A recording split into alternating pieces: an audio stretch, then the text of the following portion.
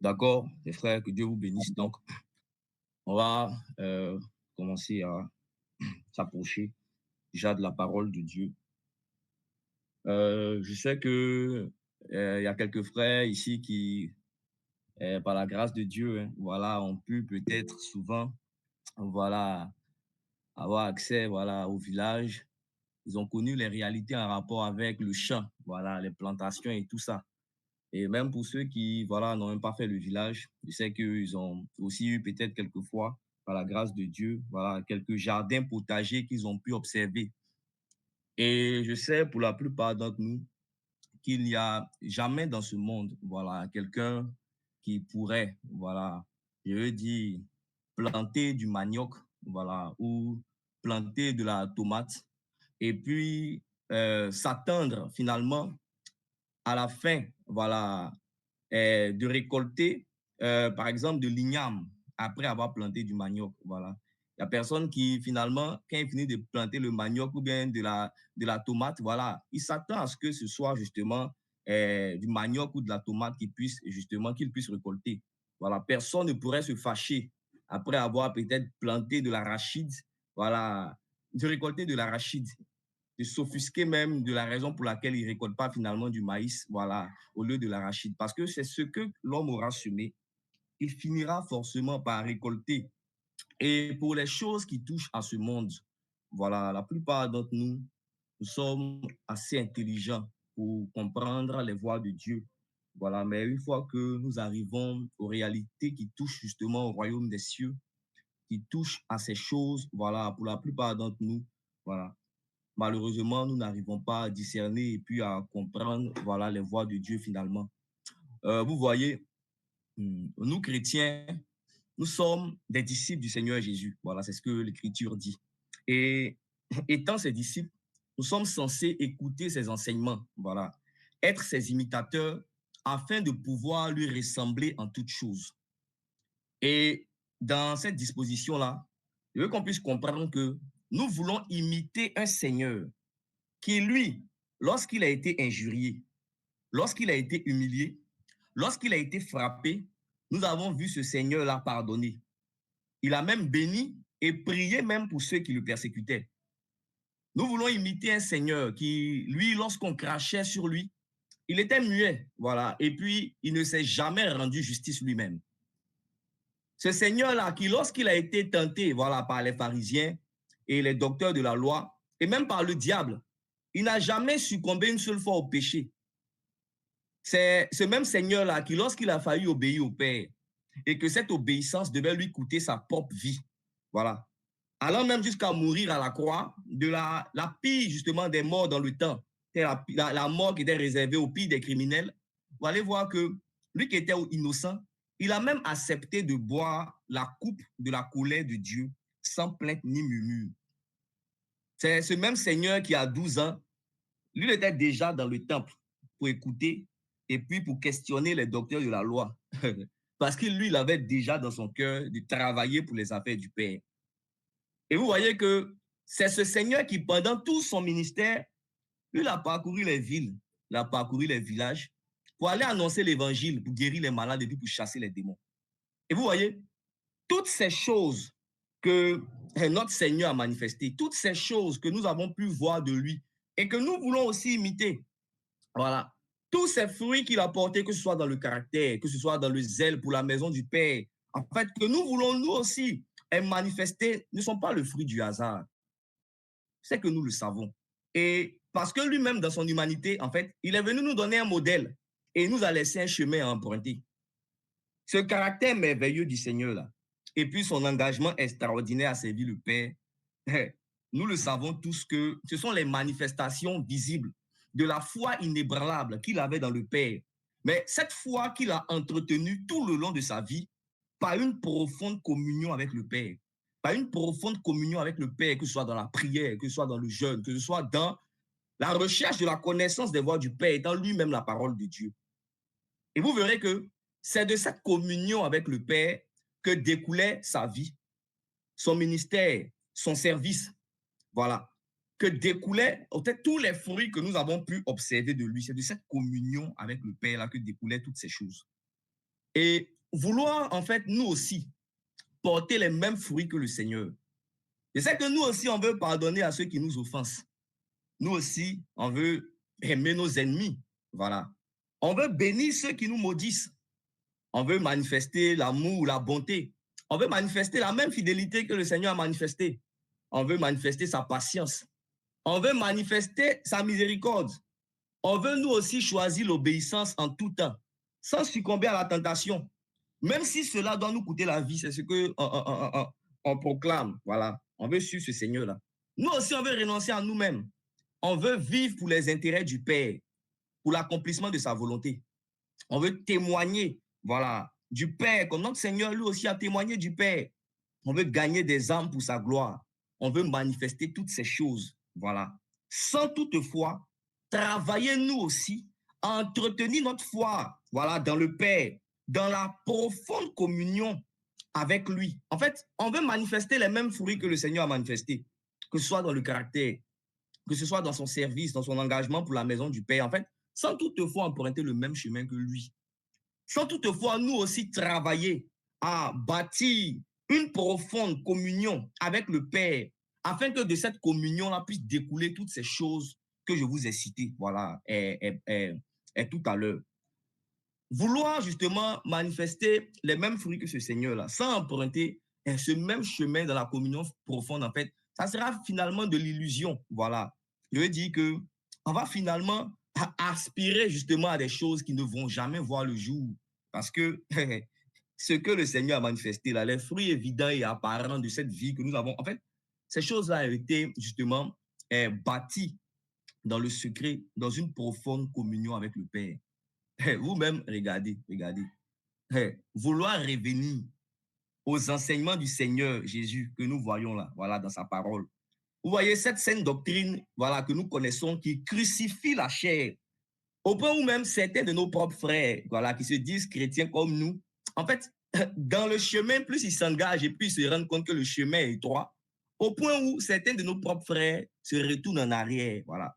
Lorsqu'ils se rendent compte que ce chemin-là, il est trop coûteux, voilà. Lorsqu'ils se rendent compte que il est trop difficile pour la chair, beaucoup se retournent en arrière pour aller épouser après une fausse foi, voilà, ou bien suivre de faux prédicateurs qui vont prêcher un Jésus, voilà, qui ne nous sépare pas avec le péché, qui ne nous sépare pas du monde, voilà, qui ne nous demande pas de renoncer à notre propre vie. Vouloir obéir justement à cette sainte doctrine que nous connaissons, sans une profonde communion avec le Père, c'est nous séduire nous-mêmes. Et finalement, notre connaissance des voies de Dieu là va devenir un jugement. Voilà, parce que nous allons connaître ce qui est bien de faire. Mais ce qui nous donnera justement, parce que vous savez que la prière là, c'est justement parler à Dieu et aussi l'entendre nous parler pour recevoir de sa part la capacité, voilà, de sa part la capacité d'aller accomplir sa volonté. Que dans l'étude de la parole de Dieu, voilà, de la méditation, nous cherchons à connaître la pensée de Dieu à toute chose, afin de pouvoir l'appliquer à nos vies.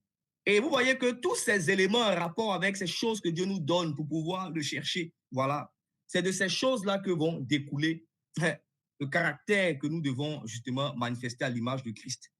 C'est de ces choses-là que vont découler justement le zèle pour la maison du Père. Et comme je l'ai dit, vouloir obéir à cette sainte doctrine que nous connaissons, sans travailler à entretenir une profonde communion avec le Père, finalement, ça sera, voilà, je veux dire que on va demeurer dans un rêve qui ne va, voilà, jamais s'accomplir, où nous n'aurons pas une obéissance proportionnelle justement à la connaissance des voies de Dieu, voilà. Parce que la connaissance finalement que nous aurons va finir par être un jugement pour chacun de nous. Vous voyez, ce même évangile de vérité que Christ, voilà, a prêché, voilà, cet évangile-là que les apôtres ont prêché, cet évangile que nous savons être répugnant, voilà, répugnant pour les païens à cause de sa sainteté. Cet évangile que nous savons être répugnant, c'est que les païens, là, on dit que nous sommes une odeur de mort même pour les païens. Cet évangile qui est assez répugnant pour les païens, voilà, à cause de sa sainteté, là. En fait, vouloir prêcher un tel évangile et puis gagner aussi une multitude d'âmes, comme les apôtres en ont gagné, voilà, sans emprunter le même chemin qu'eux, dans la prière, le jeûne, dans la soumission à Dieu, en fait, ce serait se leurrer. Parce que ces choses-là n'arriveront jamais. C'est pourquoi, même après avoir été baptisés du Saint-Esprit, vous verrez que les apôtres, là, eux, ils entretenaient cette plénitude de l'Esprit dans une parfaite communion avec le Père, au travers de la prière, au travers du jeûne et puis de l'obéissance, afin d'être continuellement remplis de l'Esprit, pour continuer de témoigner fidèlement du Seigneur. En fait, on ne pourra pas emprunter un chemin différent qu'eux et puis espérer pouvoir produire les mêmes fruits. Voilà.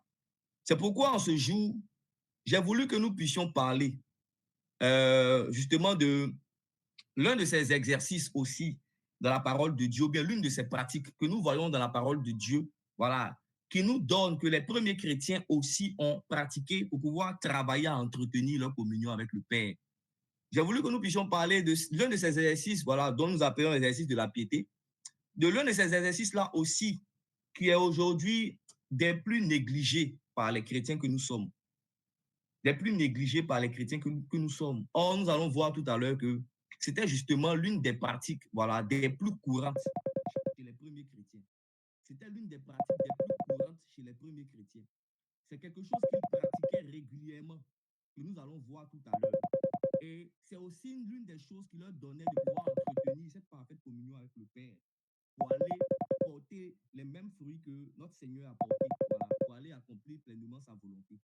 Et j'ai voulu en ce soir nous partager voilà, quelques réflexions en ce qui touche la question du jeûne. Voilà. J'ai voulu nous partager quelques réflexions en ce qui touche la question du jeûne. Et je veux que déjà qu'on puisse lire quelques versets. Voilà. C'est que qu'on lise quelques versets. Déjà, si un frère peut nous lire Matthieu 4. Bon, je vais déjà citer les quelques versets là, on va les prendre progressivement. Hein. Voilà, je voudrais qu'un frère puisse déjà préparer Matthieu 4, versets 1 à 2.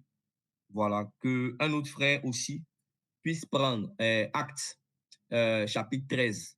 Actes des Apôtres, chapitre 13, versets 1 à 3. Voilà. Et si c'est possible, un autre frère pourra aussi nous lire Actes 14, verset 23. Et je vais moi-même nous lire voilà, le reste, la suite des versets que je veux qu'on puisse lire avant que je ne puisse m'étendre un peu plus sur le sujet. Donc, pour le frère qui a déjà trouvé Matthieu chapitre 4, versets 1 à 2, voilà, il peut nous lire ces passages.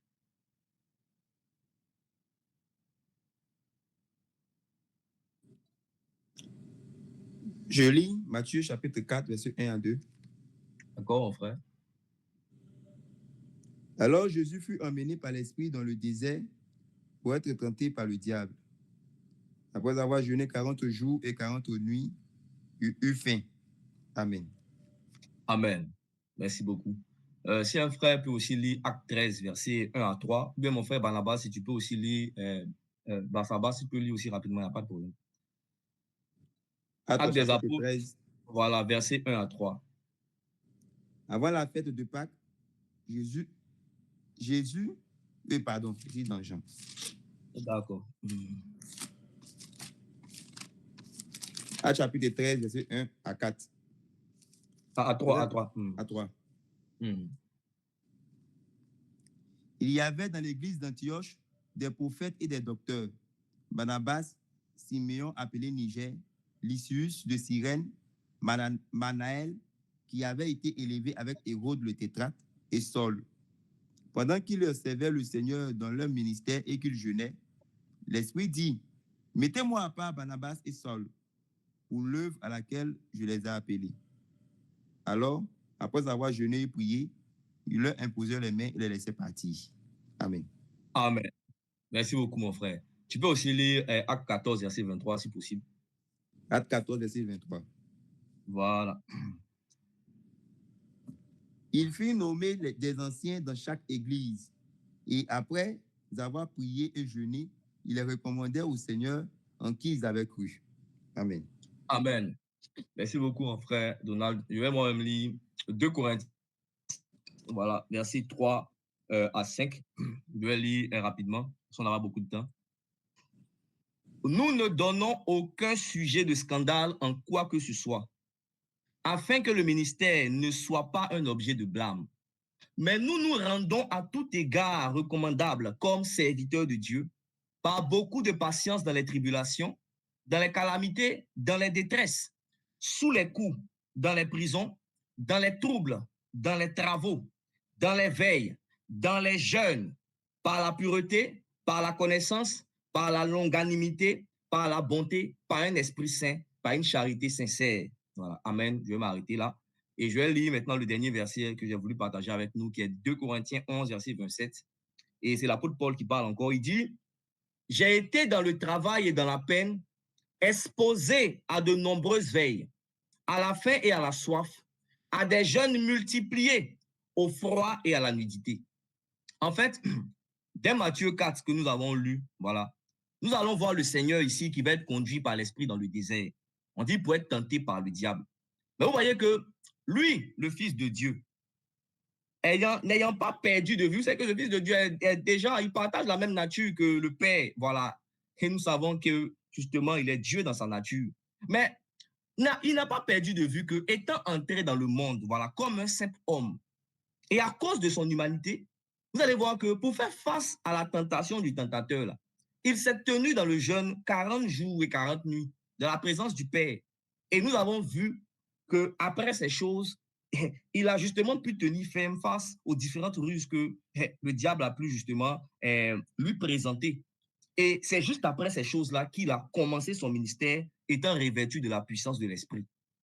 Vous verrez en Acte 13 que l'on voit les prophètes et les docteurs de l'église d'Antioche. On dit qu'ils vont associer à leur service pour le Seigneur dans le ministère le jeûne. Et plus tard, le Saint-Esprit va dire, mettez à part, voilà, Saul et Barnabas pour l'œuvre à laquelle je les ai appelés. Et avant même encore de laisser partir Saul et Barnabas, vous allez voir qu'il a dit qu'ils vont encore prier et jeûner pour eux avant de pouvoir les laisser partir en Acte 13.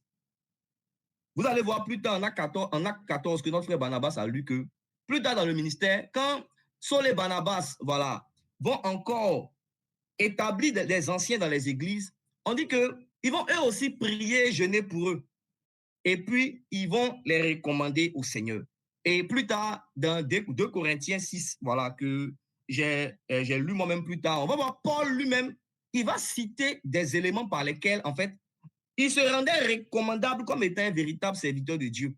Et dans ces choses-là, il va citer la connaissance, il va citer la pureté, il va citer la patience et les tribulations, mais il va aussi citer le jeûne. Et il dira encore au chapitre 11 que lui-même, là, en fait, il a été exposé à des jeûnes multipliés. Et vous voyez que, en fait, tous ces passages que nous avons lus là, nous révèlent que, en fait, le jeûne n'était pas une chose facultative dans la vie des premiers chrétiens. En fait, ce n'était pas une chose que quelqu'un pourrait décider, voilà, de faire aujourd'hui, ou bien, bon, de ne pas faire, voilà. Et puis, bon, il n'y a pas de problème, quoi. Voilà, étant chrétien, on n'est pas tellement obligé de jeûner. Le jeûne n'était pas, en fait, une pratique que les chrétiens aussi faisaient une fois en passant. De ces choses que nous avons lues là, vous allez voir que le jeûne était une pratique courante et puis régulière, auquel le Seigneur et puis les apôtres, en fait, et les premiers chrétiens eux-mêmes s'appliquaient avec beaucoup de sérieux. C'était même l'un des éléments, comme on a vu tout à l'heure, là, que Paul citait, voilà, par lequel il se rendait recommandable comme véritable serviteur de Dieu et de Christ. Et ma question, c'est, en fait, comment nous, en fait, nous pouvons déjà nous présenter en imitateur du Seigneur et de ses apôtres quand, en fait, nous avons commencé de plus en plus à abandonner justement les sentiers du jeûne. Quand, en fait, la plupart même, en fait, comment on peut espérer porter même les mêmes fruits que dans le ministère et puis aussi vouloir faire face justement aux différentes tentations, comme on l'a vu avec même notre Seigneur, quand nous-mêmes nous jeûnons de moins en moins, voilà. Quand nous avons vraiment mis derrière nous, en fait, tout ce qui est rapport justement avec le jeûne. Parce que plus tard, si vous avez noté ces passages, vous pourrez aller et les relire, pour prendre conscience de comment, voilà, cette pratique-là était quelque chose de sérieuse, voilà, à laquelle justement les premiers chrétiens s'appliquaient avec beaucoup de sérieux. Et vous allez voir que non seulement notre Seigneur Jésus, là, il jeûnait, mais encore, on va voir que dans sa parole, il a enseigné sur le jeûne comme il a enseigné sur la prière en Matthieu 6. Notre Seigneur Jésus, en plus de jeûner, a encore enseigné sur le jeûne. En fait, il a pu enseigner aussi sur la prière quand vous lisez tout le chapitre de Matthieu 6. Et vous verrez en Matthieu 9 que lorsque les disciples de Jean vont lui demander, ils vont demander au Seigneur, mais pourquoi nous, et puis les pharisiens, là, nous, on jeûne. Et puis toi, justement, des disciples, là, eux, ils ne jeûnent pas. Et puis il va leur dire que les amis de l'époux, là, il va dire, les amis de l'époux, peuvent-ils s'affliger pendant que l'époux est avec eux? Il dit, mais les jours viendront où l'époux, là, leur sera enlevé. Et alors, ils jeûneront. Vous verrez que s'appliquer déjà à jeûner, c'est premièrement imiter le Seigneur et ses apôtres. Parce que nous voyons que eux-mêmes avaient une vie de jeûne régulière. Secondement, vous verrez que jeûner là, c'est aussi obéir au Seigneur, qui a dit que, en fait, lorsque l'époux nous sera enlevé là, alors nous allons jeûner. Mais déjà, en fait, certains vivent comme si l'époux là, en fait, il ne leur a jamais été enlevé. Certains vivent comme si, en fait, l'époux là, il ne leur a jamais été enlevé. Parce qu'ils ne jeûnent pas, en fait. Voilà. Et pour la plupart, c'est parce qu'ils l'ont juste déjà remplacé, en fait, par le monde qui les a assoupis avec les excès du manger et du boire, mais aussi avec les plaisirs, voilà, ces plaisirs et puis la séduction des richesses. Ce qui leur a donné de pouvoir perdre de vue, justement, ces choses essentielles dans la marche avec le Seigneur. Je veux qu'on puisse lire un peu l'enseignement du Seigneur sur le jeûne. Voilà. En Matthieu 6, à partir du verset 16. Comme on n'a pas assez de temps, voilà. Et c'est parce que notre frère ça passe plus rapidement. Matthieu 6, voici verset 16. Ouais. Lorsque vous jeûnez, ne prenez pas un air triste, comme les hypocrites qui se rendent le visage tout défait, pour montrer aux hommes qu'ils jeûnent. Je vous le dis en vérité, ils reçoivent leur récompense. Mais quand tu jeûnes, parfume ta tête et lave ton visage, afin de ne pas montrer aux hommes que tu jeûnes, mais à ton Père qui est là dans le lieu secret. Et ton Père qui voit dans le secret te le rendra. Amen. Amen. On va voir que dans l'enseignement du Seigneur sur le jeûne, là, il nous rappelle que, en fait, bien que celui qui jeûne, là, quand nous jeûnons, en fait, bien que celui qui jeûne dans son jeûne, il peut élever peut-être des sujets de prière pour l'Église, il peut élever des sujets de prière pour lui-même, voilà. Il peut élever des sujets de prière peut-être pour tous les hommes. Mais en fait, celui qui jeûne, là, il ne doit jamais oublier que le jeûne, là, il est adressé à Dieu et à lui seul. Et le Seigneur dit que, mais si notre jeûne, là, en fait, il est adressé naturellement à Dieu et à lui seul, mais pourquoi nous agissons de sorte à ce que, en fait, cela soit su des hommes? Quand nous prenons, voilà, des temps de jeûne, peut-être personnels, voilà, et que nous disons que nous les adressons justement à Dieu, certainement, peut-être, pour ceux qui sont mariés, qui vont peut-être s'étendre dans le jeûne, voilà, ils vont faire part naturellement à leur conjoint, voilà, ou à leur conjointe de ce que, voilà, à cause du jeûne, peut-être, et pour pouvoir davantage s'appliquer à la prière, et peut-être qu'un rapport avec l'intimité, voilà, touchant justement aux affaires des mariés, voilà, peut-être qu'ils ils ne seront pas disponibles, donc ils vont peut-être s'accorder ensemble, voilà, afin que, voilà, monsieur ou bien madame s'applique aux jeunes, voilà, pour ne pas que finalement, par la méconnaissance de ces choses, le conjoint finalement peut-être devienne une pierre, voilà, d'achoppement qui va nous donner peut-être de sortir de ce jeûne et tout ça, voilà. Il y a aussi la position où peut-être dans l'église, on peut donner un jeûne collectif, voilà. Mais même en réalité, avec ces jeunes collectifs-là, vous allez voir que c'est normalement seulement les croyants qui sont naturellement dans cette assemblée-là, voilà, qui devraient être au courant que, voilà, nous sommes en train de prendre, voilà, un temps de jeûne, voilà. Mais en fait, en dehors du fait déjà de ne pas jeûner pour certains, il y a ceux qui jeûnent, voilà, mais qui perdent de vue même l'essence du jeûne, voilà, parce que à chaque fois que nous jeûnons, en dehors de ces quelques cas cités là, voilà, à chaque fois que nous jeûnons, pour être vu des hommes, voilà, en dehors de ces quelques situations, comme j'ai dit là, que j'ai un peu cité, en fait, nous lui disons ce que nous sommes en train de faire passer à Dieu comme message là, en fait, nous sommes en train de lui dire que, en fait, lui seul là, en fait, il ne nous suffit pas. Nous sommes en train de lui dire que la reconnaissance que nous devons rechercher justement auprès de lui seul, elle n'est pas suffisante pour nous. Voilà. Mais nous avons besoin justement de la reconnaissance qui vient aussi des hommes justement à côté de nous. Parce que certains croyants finalement, ils tirent leur gloire de quoi? Voilà. Ils tirent leur gloire de ce qu'en fait, ils aient jeûné 30 jours. Voilà. Ils aient jeûné 30 jours de jeûne. Ils tirent leur gloire de ce qu'ils aient jeûné 40 jours de jeûne. Voilà. Sans rompre, à sec et toutes ces choses. Ils tirent leur gloire de ce qu'en fait, ils aient jeûné 50 jours. Et dans leur disposition, sans le dire ouvertement en fait, mais ils veulent le faire connaître à tous. Voilà, au point voilà, d'avoir quelques allusions sur la chose. Ce n'est pas tous qui vont le dire ouvertement. Voilà. Mais ils font de sorte à ce que tous ceux qui sont autour d'eux, finalement, puissent comprendre et savoir qu'en fait, ce sont des gens voilà, qui ont jeûné même 40 jours, qui ont jeûné 50 jours, au point où même, justement, on peut délivrer, justement, dans certaines assemblées, voilà, malheureusement, on peut même délivrer certains diplômes, voilà, certains diplômes à ceux mêmes qui ont jeûné 40 jours, 40 fois 40 jours, 50 jours, 52 jours, 62 jours, on peut même donner certains diplômes, voilà, un rapport avec ces choses-là, voilà. En fait, en perdant de vue que cette manière de jeûner-là, en fait, elle est totalement en contradiction avec l'esprit dans lequel le jeûne nous fait entrer. Vous voyez que dans le jeûne, là, nous venons humilier nos âmes devant le Seigneur. Nous venons nous abaisser nous-mêmes totalement. Nous venons nous effacer devant lui pour lui donner toute la gloire à lui seul. Et même la capacité, en fait, que nous avons de prier, là, la capacité que nous avons de jeûner, ne serait-ce qu'un jour, 2 jours, 3 jours, la capacité même que nous avons de pouvoir tenir dans le jeûne, elle vient de Dieu. Cette capacité-là, elle vient de Dieu lui-même, par l'esprit qu'il nous a donné. Elle ne vient même pas de l'homme en lui-même, elle ne vient pas de nos propres forces. Voilà. Et jeûner pour que justement cela soit connu, cela soit vu des hommes, en fait, révèle notre hypocrisie et puis notre orgueil caché. Voilà. Parce qu'en fait, c'est sur nous qu'on veut attirer l'attention. Voilà. On veut attirer l'attention sur nous. Mais on sait que si c'est fait de manière ouverte, là, voilà, c'est des choses qui seront pratiquement sûres. Mais on veut se cacher derrière les choses de Dieu encore pour attirer l'attention sur nous.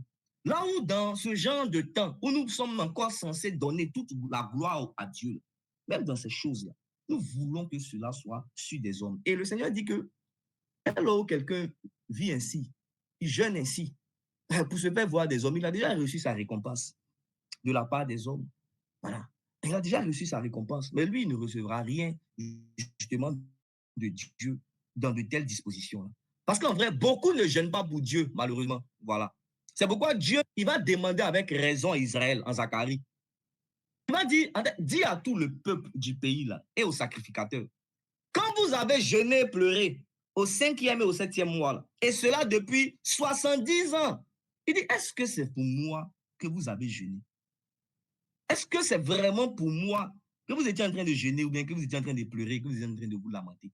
Parce que justement, le jeûne qu'on fait, comme j'ai eu à le dire là, qui est censé être tourné vers Dieu, voilà, et lui seul nous donne de rechercher seulement cette reconnaissance-là auprès de lui.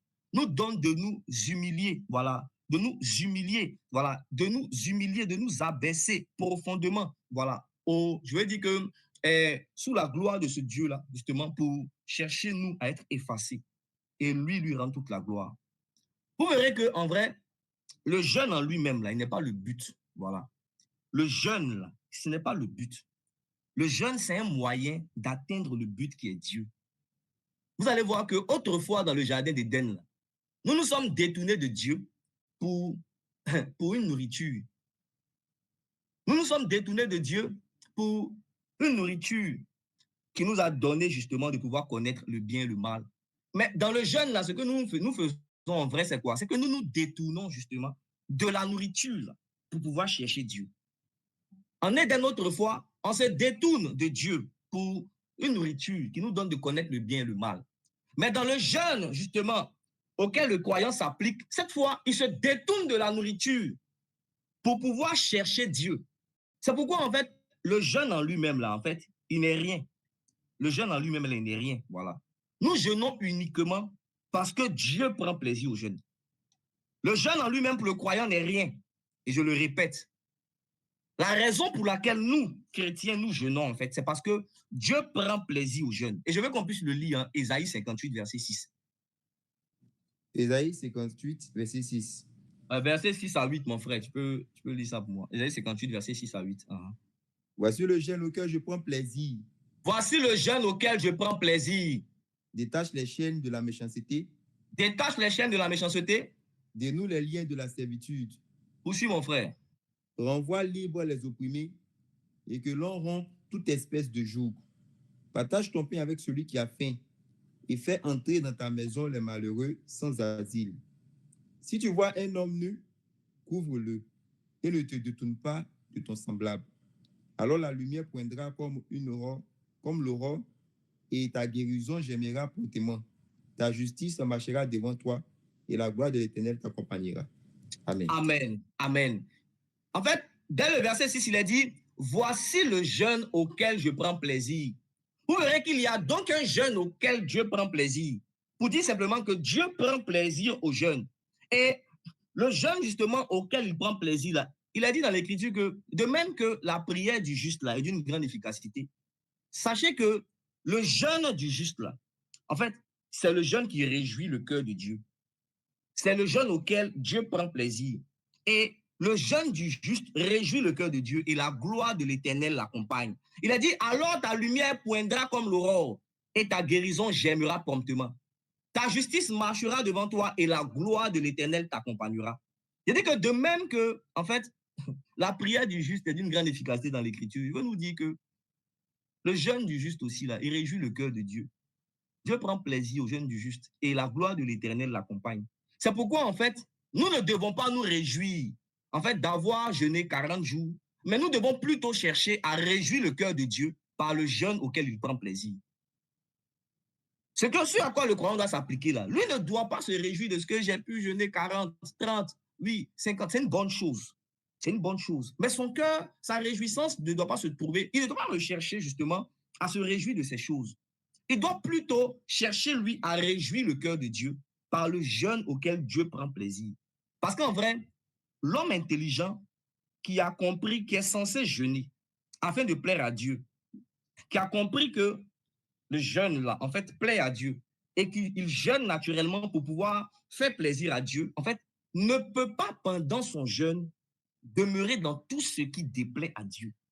Ne peut pas, pendant son jeûne, quand j'ai conscience que je jeûne, là, c'est pour plaire à Dieu. Parce que Dieu prend plaisir au jeûne. Et comme je suis un enfant de Dieu et que moi, là, je ne vis que pour la gloire du Père, je ne vis que pour faire plaisir au Père, je ne vis que pour l'honorer, justement, et que j'ai compris que le jeûne, là, lui fait plaisir. Mais je ne peux pas, justement, avoir recherché à lui faire plaisir dans le jeûne, mais tout en demeurant dans tout ce qu'il a en horreur, tout en demeurant dans tout ce qu'il, justement, ne le glorifie pas. Parce qu'on a dit que celui qui jeûne, là, il humilie son âme au devant du Seigneur, naturellement avec un cœur repentant, se détournant de ses mauvaises voies pour décider de faire le bien afin que sa voix soit entendue en haut. Israël, là, ils ne peuvent pas garder les Baals et puis les Astartés et puis ils vont partir jeûner pour l'Éternel. Non, non, non, non. Ils commencent d'abord par jeter les Baals et puis les Astartés. Et puis, à décider de se détourner du mal. Et puis, ils vont revenir maintenant à l'Éternel avec l'âme, avec jeûne, avec prière. On ne garde pas Baal, on ne garde pas les statuettes des Baals, d'Astarté dans nos poches. Et puis, on veut aller jeûner avec ça. C'est pourquoi, en fait, plusieurs de nos jeunes, hélas, ne sont jamais montés à Dieu ni été agréés par lui. Parce que, en fait, là où le Seigneur là, il est en train de t'interpeller, par exemple, sur la rancune que tu gardes dans ton cœur contre tes frères, là où il est en train de t'interpeller sur le manque de pardon, là où il t'interpelle sur ton manque de soumission envers ton époux, il est en train de te parler, il te parle, il continue de te parler justement sur ton manque d'amour envers ton épouse. Il t'a interpellé sur la fraude, sur l'escroquerie que tu as commencé à pratiquer au travail. Tu vois, la fille de ménage, là, la servante qui a retenu son salaire, là, tu n'as pas donné son argent. Là. Il t'a interpellé dessus. Tu as gardé le salaire de l'ouvrier. Il t'a interpellé dessus. Tu vois un peu, non? Voilà. Ta colère, parce que tu es quelqu'un qui n'est pas facile à vivre. Tu es toujours en colère, toujours fâché. On ne sait même pas comment s'approcher de toi pour te parler. On ne sait pas sur quel pas, justement. Je veux dire que pouvoir s'approcher de toi, et puis on va s'adresser à toi calmement sans espérer que peut-être la petite conversation là devienne une dispute. On ne sait même pas comment le faire. Il t'interpelle dessus. Tu suis Jésus qui a appelé le Pacifique. Il t'interpelle dessus. Mais en fait, tu veux sauter toutes ces choses. Tu veux sauter toutes ces choses. En fait, tu veux sauter toutes ces choses. Tu veux faire comme si Dieu ne t'interpelle pas sur ces choses. Tu veux sauter tout ça pour aller jeûner. Tu notes même pas dans ce jeûne avec une ferme résolution, justement, en t'humiliant au pied de Dieu, de renoncer, de te détourner de toutes ces choses, d'abandonner ces choses sur lesquelles il t'a interpellé, justement, qui ne lui donnent pas gloire, pour te résoudre à lui obéir. Tu n'es même pas dans l'esprit de faire. Tu veux sauter tout ça, et puis tu veux jeûner. En fait, c'est justement ce genre de jeûne-là qui ne monte pas au Seigneur. Le Seigneur, il va dire, Ésaïe rapidement, Ésaïe 58, verset 4. Il a dit, voici vous jeûnez pour disputer et vous querellez, pour frapper méchamment du poing. Vous ne jeûnez pas comme le veut ce jour, pour que votre voix soit entendue en haut. Et j'ai dit que, puisque nous jeûnons pour plaire à Dieu, là, nous devons décider de nous détourner de tout ce qui ne glorifie pas Dieu dans nos vies, afin de nous humilier profondément devant lui, pour décider de lui obéir. Voilà. Je veux aussi toucher à un autre élément, voilà, que nous devons savoir. C'est que le jeûne, voilà, ne remplace pas la prière. Le jeûne, là, il doit être associé à la prière, ou bien la prière doit être associée au jeûne. On a dit tout à l'heure que dans le jeûne, là, en fait, nous nous détournons de la nourriture pour pouvoir chercher Dieu.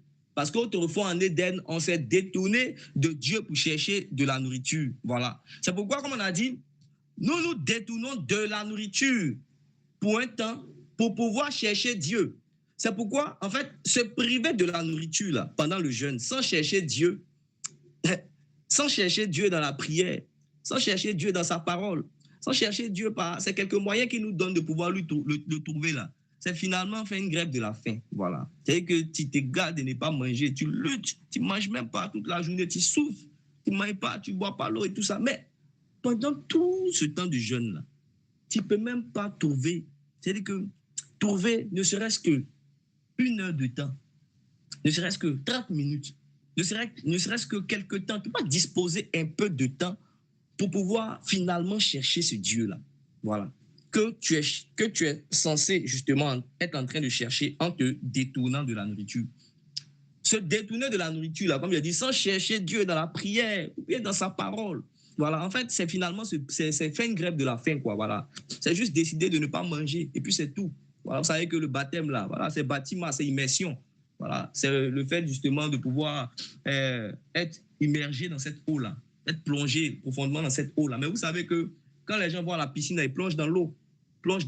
C'est pourquoi un baptême qui n'est pas précédé de la repentance, voilà, en fait, la repentance de la foi au Fils de Dieu, en fait, il est nul finalement. C'est juste un plongeon qui a été fait. Celui qui a été baptisé sans profonde repentance et foi au Fils de Dieu, en fait, ce baptême, il est nul parce que ce baptême n'est pas la purification justement des souillures du corps. C'est juste un engagement justement d'une bonne conscience envers Dieu. En fait, c'est de la même chose que je parle ici, en fait. Dans le jeûne, là, on se prive justement de la nourriture pour pouvoir chercher Dieu. Voilà. Donc, quand tu te prives de la nourriture et que tu ne peux même pas trouver du temps pour pouvoir chercher Dieu, finalement, ce n'est pas le jeûne selon Dieu. Voilà. Tu serais juste en train de faire une grève de la faim, comme beaucoup le font justement dans ce monde qui a quelques sujets sur lesquels ils veulent revendiquer. Voilà. Et j'ai voulu toucher encore à l'un de ces derniers points-là concernant le jeûne, parce que c'est quelques réflexions, comme j'ai dit, sur le jeûne. Voilà, donc que j'ai voulu justement partager avec nous. J'ai voulu toucher justement à aussi un de ces points, pour moi, qui est aussi important en rapport avec le jeûne. Et pour cela, je veux que notre frère Bassabas puisse lire Matthieu 17, voilà, versets 15 à 21. Matthieu 17, versets 15 à 21. Jésus, Seigneur, aie pitié de mon fils qui est lunatique et qui souffre cruellement. Il tombe souvent dans le feu et souvent dans l'eau. Je l'ai amené à tes disciples et ils n'ont pas pu le guérir. Grâce est crédule et perverse, répondit Jésus. Jusqu'à quand serai-je avec vous? Jusqu'à quand vous supporterai-je? Amenez-le moi ici. Jésus parla sévèrement au démon qui sortit de lui et l'enfant fut guéri à l'heure même. Alors les disciples s'approchèrent de Jésus et lui dirent en particulier, « Pourquoi n'avons-nous pas pu chasser ce démon? » C'est à cause de votre incrédulité, leur dit Jésus. Je vous le dis en vérité, si vous aviez la foi comme un grain de sénévé, vous diriez à cette montagne, transporte-toi d'ici là, et elle se transporterait. Rien ne vous serait impossible. Mais cette sorte de démon ne sort que par la prière et par le jeûne. Amen. Amen, amen. Merci beaucoup, mon frère Bassabas. je vais nous poser la question à tous ici. Hein, voilà. Quelle est ici la première raison qui a été évoquée par le Seigneur pour laquelle les disciples n'ont pas pu chasser le démon? Voilà, quelqu'un peut nous répondre rapidement? Ici, là, dans le petit texte qu'on a lu, là, en fait, quelle a été la première raison en Matthieu 17 qu'on a lu tout à l'heure, versets 15 à 21, là? Quelle est la première raison qui a été évoquée par le Seigneur pour laquelle, justement, les disciples, là, ils n'ont pas pu chasser le démon, là? Le Seigneur les a tassés de race incrédule plus perverse. D'accord. Ici, on voit que le Seigneur va mettre en lumière quoi? Leur incrédulité, n'est-ce pas? Voilà, il va dire que c'est à cause de leur incrédulité. C'est ça, non? Voilà, pourtant, on voit que les disciples, là, ils avaient commencé, quand le Seigneur les a envoyés, vous savez qu'ils ont chassé beaucoup de démons. Ils ont chassé même, ça veut dire qu'ils ont guéri les gens de certaines maladies. Au point où ils étaient venus devant le Seigneur tout heureux de ce que, voilà, dans son nom, voilà tout ce qu'ils ont pu accomplir. Voilà, vous voyez, non? Mais ils avaient eu la foi nécessaire pour chasser, justement, je veux dire que une certaine catégorie de démons ainsi que guérir certaines maladies. Voilà. Mais là, ils vont se retrouver justement en face d'une autre catégorie de démons et le Seigneur va dire qu'ils sont incrédules. Voilà. Et secondement, il va dire quelle est la deuxième raison. On va dire ici simplement dans le texte qu'on lit là, quelle est l'autre raison pour laquelle ils n'ont pas pu chasser justement ce démon-là? C'est une question à nous tous, hein, pour qu'on puisse répondre aussi rapidement. Avancez. Voilà, manque de jeûne et de prière. Voilà, il va dire que en fait, ce type de démon là, il va dire que ne sort que par le jeûne et la prière. Or, nous savons que en fait, à ce moment-là, les disciples ne jeûnaient pas. Le Seigneur a dit qu'est-ce que l'époux là, est-ce que justement les amis de l'époux, ils peuvent s'affliger quand l'époux est là et dans leur présence. Voilà, mais que quand il va partir là, ils vont jeûner. Voilà, donc en ce temps-là, on sait que les disciples là, ils n'avaient pas encore une vie appliquée et sérieuse justement dans le jeûne. Voilà. Or, le Seigneur va dire que ce type de démon là ne sort que par le jeûne et par la prière. Voilà. Et l'autre question que je demande, c'est qui devait jeûner en fait pour que les démons là sortent? Est-ce que c'est l'enfant qui était lunatique là? Voilà, l'enfant lunatique qui est malade là. Voilà, ou il dit que même, on dit démon là, souvent il le jette dans le feu, souvent il le jette dans l'eau. Voilà, est-ce que c'est l'enfant qui devait jeûner? Ou bien qui devait jeûner, prier pour que le démon sorte, ou bien c'est ceux qui devaient rendre ministère auprès de l'enfant, parlant des disciples dans le temps. Voilà, qui devait jeûner? C'est les disciples là ou bien c'est l'enfant malade là? Et les disciples. D'accord, il n'y a pas de problème. D'accord, donc en fait, ici, ce sont les disciples qui devaient prier, jeûner, afin de pouvoir être capables de chasser ce type de démon-là. Une autre question aussi que je veux poser, c'est est-ce que le Seigneur est en train de dire que, en fait, aux disciples là, c'est maintenant que vous êtes en face du démon là, parce que là, vous êtes en face, vous devez rendre ministère. L'enfant, il souffre. Voilà. Est-ce que le Seigneur est en train de dire que c'est maintenant que vous vous retrouvez en face du démon là que demandez la permission au démon de pouvoir revenir. Voilà. Comme l'enfant est malade, demandez-lui la permission de pouvoir revenir. Vous allez aller à la maison, vous allez pouvoir jeûner, vous allez pouvoir prier et vous allez revenir maintenant pour pouvoir le chasser. C'est ce que le Seigneur est en train de dire. Parce que là, on est en face d'un enfant justement qui, on dit le démon là, il est pressé de pouvoir en finir avec l'enfant. Ces êtres méchants là, pressés de pouvoir en finir au point où il le jette souvent dans le feu, le jette souvent dans l'eau. Il veut en finir justement avec la vie de l'enfant. Est-ce que c'est justement à ce moment précis là que les démons là, où là il est en train de chercher à détruire la vie de l'enfant que le Seigneur dit qu'il faut justement jeûner, prier pour chasser cette catégorie de démons? Est-ce que c'est à ce moment-là quand on va demander la permission aux démons, aux parents de l'enfant pour dire qu'on revient, on s'en va jeûner, on va prier, puis on s'en va maintenant chasser ce démon-là? Ce n'est pas le cas. Parce que le Seigneur lui-même, là, en fait, il a chassé le démon lui-même d'une manière instantanée, spontanée. Il a chassé le démon. Il n'est pas allé prier d'abord pour revenir. Pourquoi?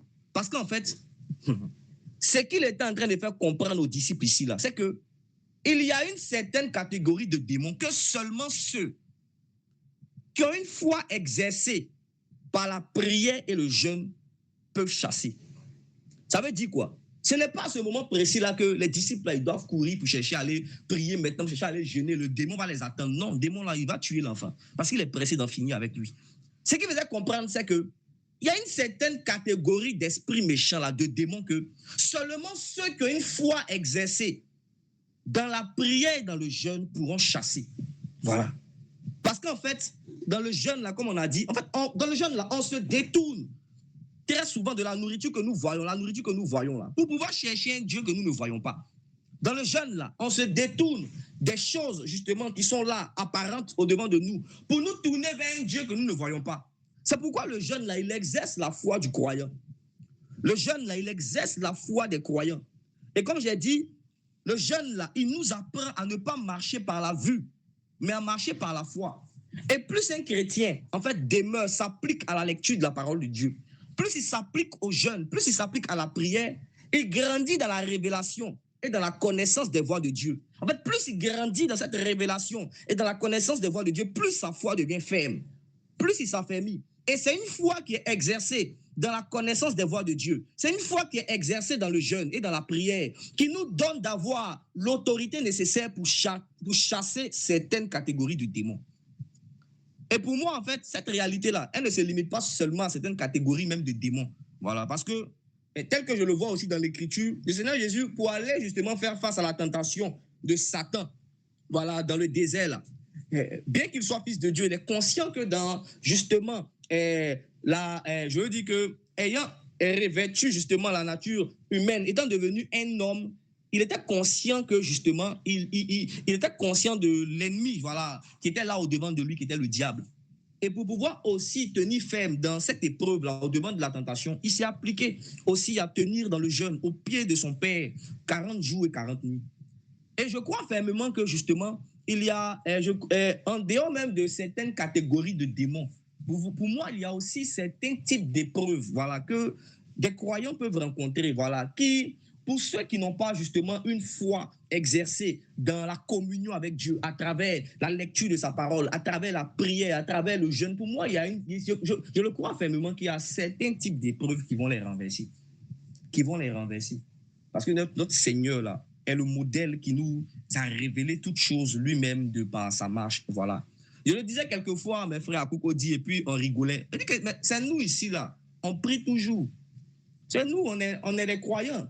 Naturellement, étant, je veux dire, des disciples de Christ, des imitateurs, je crois que si nous sommes la lumière du monde, quelquefois, dans notre voisinage, ceux qui sont autour de nous, là, ils savent qu'en fait, ici, il y a des croyants, quelqu'un de sérieux qui marche dans la justice, voilà, qui n'est pas dans la fraude, qui marche droitement. Voilà, des collègues savent que lui, là, vraiment, en tout cas, c'est un homme sérieux, c'est une femme sérieuse. Donc, en fait, ils nous reconnaissent comme étant des croyants. Vous voyez un peu, non? Maintenant, pendant une nuit, là, en fait, quelqu'un il est venu déposer fétiche devant la porte, justement, d'un de tes collègues. Il est venu déposer fétiche, par exemple, devant la porte d'un des voisins du quartier, là. Maintenant, voisin du quartier, là, toi, tu dis que lui ne connaît pas le vrai Dieu. Voilà. Que lui-même, c'est un païen. Il ne marche pas bien. Tu vois un peu, non? Maintenant, voisin du quartier, la fétiche, là, est devant sa porte. Il y a première personne qui est venue toucher, là. On dit que fétiche, là, ça l'a secoué, en même temps, il est tombé, il est paralysé. Maintenant, on dit, ah, mais notre voisin nous prêche toujours. C'est le vrai Dieu, là. En fait, c'est le Père de notre Seigneur Jésus. Il faut croire en Jésus. C'est eux qui prient toujours ici, on les connaît. On va partir les chercher, ils vont venir déterrer fétiche, là. On va partir les chercher, là. Ils vont venir, ils vont lever fétiche, là. On va partir chercher le frère Alou. Voilà. On va partir chercher le frère Bassabas. Voilà. Ou bien mon frère Cédric Tano. On va partir le chercher. Voilà. Et voilà, justement, situation auquel, étant dans la foi, là, sachez que, voilà, on va y faire face. Et ça, c'est maintenant que quelqu'un qui n'a pas une vie, lui-même, il a vu la première personne qui a touché, il est tombé, il est paralysé, là. Quand on va l'appeler, là, attendez, il a appelé d'abord, on va appeler tous nos frères pour venir en groupe, ou bien chercher à appeler les pasteurs maintenant, les conducteurs pour venir faire ces choses. Pourtant, comme je l'ai dit, les chrétiens qui ont justement une vie, je veux dire, appliquée, exercée dans la prière, dans la recherche de la connaissance des voies de Dieu, dans justement le jeûne, ils vont faire face justement à ce genre de situation. Les démons, ils existent toujours. On doit continuer de chasser les démons, on doit continuer de rendre ministère. Voilà, on doit continuer de pouvoir justement délivrer ceux qui sont justement sous l'emprise des ténèbres pour leur révéler justement la véritable foi qui se trouve au Fils de Dieu. Et c'est dans cette situation-là maintenant qu'on est assis et puis on est en train de réfléchir, on ne sait pas qui on va appeler. Parce que toi-même, tu sais, même si tu étais menti là, voilà, toi-même, tu sais que si tu t'es amusé, que tu es parti toucher la chose là, ça veut dire que tu n'as pas une sérieuse communion avec le Seigneur, tu sais ce qui va t'arriver. Il ne faut pas te blaguer. Et je veux dire que voilà des choses auxquelles nous serons confrontés, les frères. Or, c'est dans ces choses-là que nous exerçons aussi justement la foi au Fils de Dieu pour pouvoir exercer une certaine autorité, pour pouvoir venir à bout de certaines épreuves. Voilà.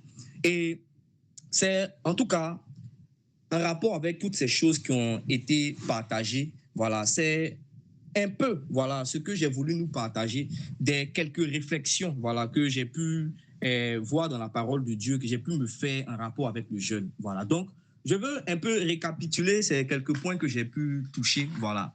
J'ai dit que si nous voulons porter, voilà, les mêmes fruits que le Seigneur et ses apôtres ont porté dans leur caractère et le service, voilà, qu'ils ont pu manifester pour le Père, nous devons veiller à entretenir la même communion avec le Père qu'eux-mêmes ont entretenu avec lui. Voilà. Parce que c'est de cette communion-là avec Dieu que découle notre caractère et notre service pour le Père. Voilà.